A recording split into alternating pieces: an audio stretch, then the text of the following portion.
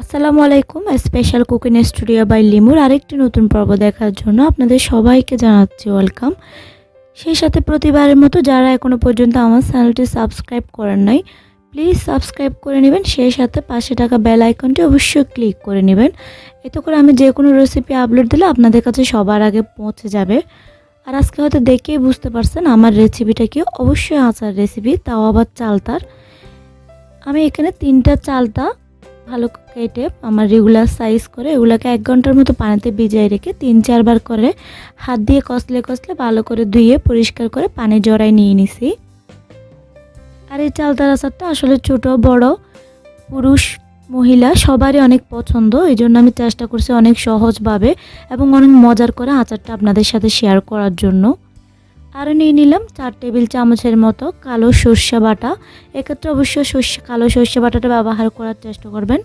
সেই সাথে আছে 5 ফোড়ন 3 টেবিল চামচ। আমি 5 ফোড়নকে তেলে গুঁড়ো করে নিয়েছি ব্লেন্ডারে, একদম মিহি গুঁড়ো করে নেই, একটু আস্ত রাখছি হালকা। নিয়ে নিলাম স্বাদ মতো লবণ আর নিয়ে নিলাম 3-4টা শুকনো মরিচ, আমি ব্লেন্ডারে ব্লেন্ড করে নিয়ে নিলাম। আর নিয়ে নিলাম 1 কাপ ভিনেগার, এখানে আমি সাদা ভিনেগারটা ব্যবহার করছি। সেই সাথে আছে কয়েকটা তেজপাতা, আমি এখানে ছিঁড়ে 2 টুকরা করে তেজপাতাগুলোকে ব্যবহার করব।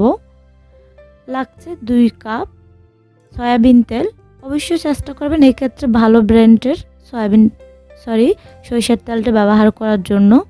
নিয়ে নিলাম কয়েকটা শুকনো মরিচ, আমি শুকনো মরিচগুলোর বোটাগুলো ছিঁড়ে নিছি। আর এই মরিচগুলোকে আমি আস্ত ব্যবহার করব না, 2 টুকরা করে ব্যবহার করব। নিয়ে নিলাম 500 গ্রামের মতো গুড়, আপনারা এক্ষেত্রে চাইলে নর্মাল গুড় যেগুলো এগুলো ব্যবহার করতে পারেন, আমি খেজুরের গুড়গুলো নিছি। আবার এক্ষেত্রে চাইলে চিনিও ব্যবহার করতে পারেন, আবার 2 দিক থেকে মিক্স করেও ব্যবহার করতে পারেন। আমি এই ফাঁকে একটা চুলায় দিয়ে দিছিলাম একটা বড় হাঁড়িতে বেশি করে পানি দিয়ে পানিটাকে বলক তুলে নিছি। এতে আমি চালতাগুলো দিয়ে দিচ্ছি,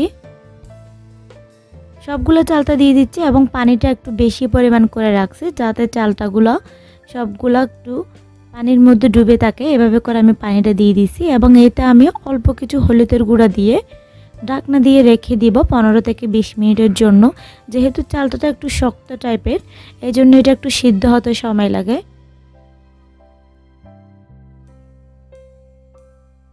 এভাবে করে আমি একটু নেড়ে চেড়ে দিচ্ছি হলুদটা মিক্স হয়ে যাওয়ার জন্য। প্রায় 20 মিনিট পর আমি দেখাচ্ছি আমার চালতাটা সিদ্ধ হয়ে গেছে। এরপর আমি এগুলাকে চুলাটা বন্ধ করে একটা ঝাঁচে নিয়ে নিচ্ছি পানিটা ঝরাইয়ে। পানিটা ঝরানোর পরে নর্মালে আসার পরে আমি একটু আপনাদের একটা বলে নিয়ে দেখাচ্ছি। এভাবে নেওয়ার পরে আমি চাইছি চালতাগুলোকে একটু থেতলে নেওয়ার জন্য।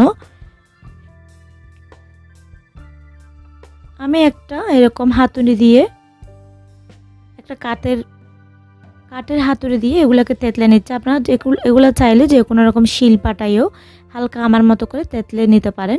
আর এভাবে তেতলে নেওয়া খুব জরুরি, যেহেতু চালতাটা অনেক শক্ত, অনেক সময় দেখা যায় অনেকক্ষণ রান্না করার পরেও খুব ভালো করে তেতলে হয় না, কিছু আস্ত থেকে যায়। এজন্য এভাবে একটু তেতলে নিলে, আমি দেখলে লক্ষ্য করলে বুঝবেন আমি কিন্তু একদম তেতলে ফেলি নাই, হালকা একটু তেতলে নিছি। এভাবে করে সবগুলো চালতা আমি থেতলে নিয়ে নিছি। আর অবশ্যই চেষ্টা করবেন একটু এভাবে থেতলে নেওয়ার জন্য। এরপর আমি চুলায় তুলে দিলাম একটা হাঁড়ি, কড়াইতে দিয়ে দিলাম 2 কাপ তেল, সরিষার তেল। সরিষার তেলটা একটু গরম হয়ে আসলে এতে দিয়ে দিব ফোড়নের জন্য কয়েকটা তেজপাতা, সেই সাথে 1 টেবিল চামচের থেকে একটু কম 5 ফোড়ন, এগুলো একটু ফোড়নের জন্য আমি ব্যবহার করছি। এরপর এটাগুলো একটু ফ্লেভার চলে আসলে এতে আমি দিয়ে দিব যে শুকনো মরিচগুলো আমি রাখছিলাম বোটা ছিঁড়ে, এগুলোকে 2 টুকরা করে দিয়ে দিলাম। শুকনো মরিচটা একটু ভাজা হয়ে গেলে এতে আমি সর্ষে বাটাটা দিয়ে দিব। সর্ষে বাটাটা দিয়ে আমি অনবরত এক্ষেত্রে হাতুড়িতে একদম নাড়াচাড়ার উপর রাখতে হবে। এরপর দিয়ে দিলাম অল্প কিছু লবণ, লবণটা একদম কম করে দিছি, খুব বেশি দিই নাই। এরপর আমি দিয়ে দিচ্ছি চালতা। এরপরে আমি এটা ব্যবহার করছিলাম, আমার একটু মিচিং বেরিয়ে ছিল, আমি এখানে 1 টেবিল চামচ ধনিয়ার গুঁড়া, অল্প কিছু হলুদ গুঁড়া 1 চা চামচের মতো এখানে ব্যবহার করছিলাম মশলার জন্য। এরপর চালতাগুলো দিয়ে দিলাম। চালতাগুলো দেওয়ার পরে ভালো করে আমি এগুলাকে এপিট ওপিট করে এই তেল মশলার মধ্যে 4-5 মিনিটের মধ্যে একটু কষাই নিব। এগুলো হয়তো দেখে মনে হচ্ছে আচারটা একটু বেশি হয়ে গেছে, কিন্তু আসলে না, এগুলো রান্না করতে করতে আরও অনেকটা কমে আসবে। যখন চালটাটা ভেঙে যাবে তখন আরও কমে আসবে। আমি 4-5 মিনিটের মতো এভাবে একদম অনবরত নাড়াচাড়ার মধ্যে রাখে এটাকে একটু কষায় নিচ্ছি। 4-5 মিনিট পর আমি দেখাচ্ছি চালটাটা অনেকটা ভেঙে গিয়েছে। সেই সাথে দেখে হয়তো বুঝতে পারছেন চারপাশে তেল মশলা লেগে গেছে।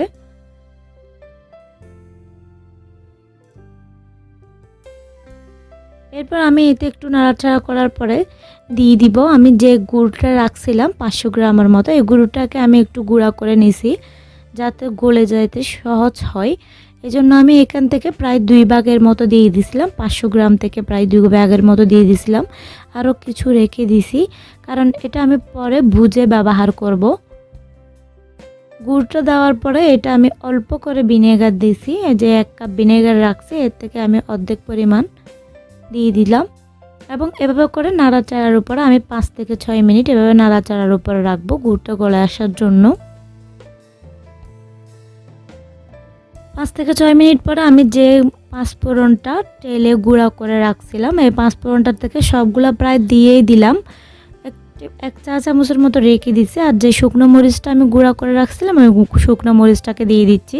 আর ভিনেগার ব্যবহার করার পরে বাকি যে অর্ধেক ছিল এগুলো আমি দিয়ে দিলাম। এবার আমি সবগুলা মশলা একটু ভালো মতো আস্তে আস্তে করে মিক্স করে নিচ্ছি। আমার কিছুটা গুড় গলে এসছে আর কিছুটা আস্ত থেকে গেছে, এতটুকুতে অনেকগুলো পানি বের হয়েছে। আর পুরো গুড়টা গললে আরও অনেক বেশি পানি বের হবে। আর আমাদের মূল কথা হচ্ছে এই পানিটাই পুরাটা শুকাই ফেলতে হবে। আমি একটু আপনাদের বোঝার সুবিধার্থে দেখাচ্ছি পানিটা। আরও অনেকটা বের হবে পানি যখন পুরা গুড়টা গলে যাবে। এখন হয়তো দেখে বুঝতে পারছেন পানির পরিমাণটা কতটা, অনেকটা পানি বের হয়ে গেছে যেহেতু আমার পুরা গুড়টা গলে গেছে। বেশ কয়েক মিনিট পর আমি আবারও আপনাদেরকে দেখাচ্ছি। আর আচারের কাজটা তো সবাই জানেন, অনবরত নেড়ে ছেড়ে করতে হয়। এক্ষেত্রে আমি লবণটা চেক করে নিচ্ছি, আমার আরেকটু সামান্য লবণের দরকার।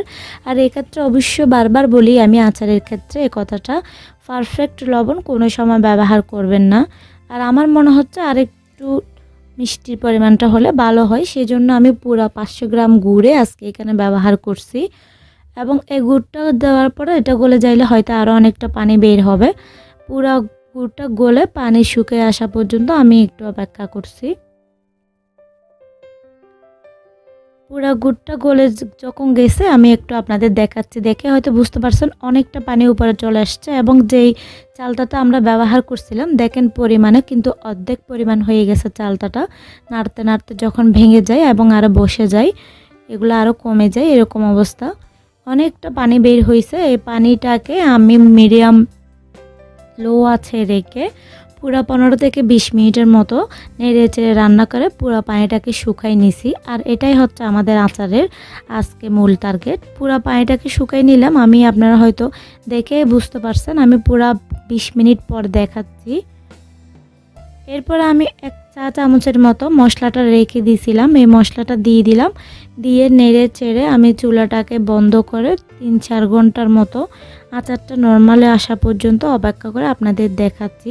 এই আচারে কিন্তু একদম পানি নেই, আপনারা একটু লক্ষ্য করলে বুঝবেন। যেগুলো আছে অল্প অল্প আচারের গায়ে গায়ে, এগুলো শুকাইলে একদম শুকনো হয়ে যাবে, এর থেকে বেশি শুকানোর কোনো প্রয়োজন নেই। আমি প্রায় 4 ঘন্টা পরে দেখাচ্ছি আমার আচারটা যখন নরমালে চলে আসছে, একদম ঠান্ডা হয়ে গেছে। এই অবস্থা আপনাদেরকে দেখাচ্ছি। দেখেন আচারের গায়ে যেটা পানি পানি ছিল ওটাও নাই, কারণ এটা শুকাইয়ে ওটাও কমে গেছে। আমি একটা কাচের জার ধুয়ে পরিষ্কার করে মুছে একদম শুকাই নিয়ে নিলাম। আর অবশ্যই আচারটা সবসময় কাচের জারে রাখার চেষ্টা করবেন। আমি সবগুলো আচার কাঁচার জারের মধ্যে নিয়ে নিচ্ছি। আমি একটা কথা বারবারই বলি, সেটা হচ্ছে আচারটা সব সময় শুকনো চামচ বা শুকনো কাঠি দিয়ে যদি নেওয়া হয় খাওয়ার সময়, তখন এটা অনেক দিন পর্যন্ত কোনো রকম ফাঙ্গাস না আসার ভয় থাকে। আমি সবগুলো আচার বয়মে নিয়ে নিছি এবং ঢাকনা দিয়ে এভাবে আমি নরমালে রেখে দিব 5 থেকে 6 মাস করে। আমার রেসিপিটা ভালো লাগলে অবশ্যই লাইক করবেন। সেই সাথে সবাই ভালো থাকবেন। আজকের মতো বিদায় নিচ্ছি। আল্লাহ হাফেজ।